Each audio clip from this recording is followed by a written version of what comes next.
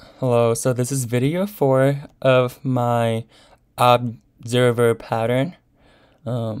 So here I will be explaining my object here with my void add shooter listener observer and remove shooter listener observer, and I also have a void notify shooter observer. So by looking at my UML diagram, I followed the observer pattern template over here.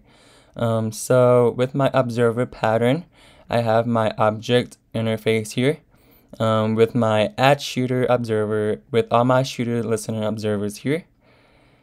And then over here, I have my observer object pattern, such as shooter enemy void, hit enemy void, enemy health void, enemy damage void. So here I'll be explaining the source code. Here is my observer pattern with my interface observer with all my shooter enemy void, and then my void hit enemy, and all of my other variables. So here is my observer shooter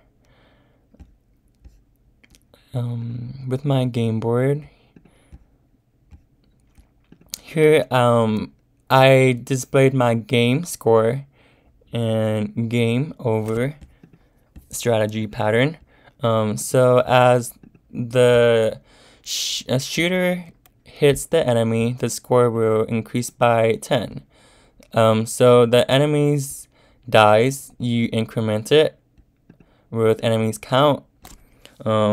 With my text display on the game board, displaying game over, such as the status of you win or you lose. The same thing here happens if the enemy is hit and the health count is low. So as the enemy shooters, it will decrease as your health count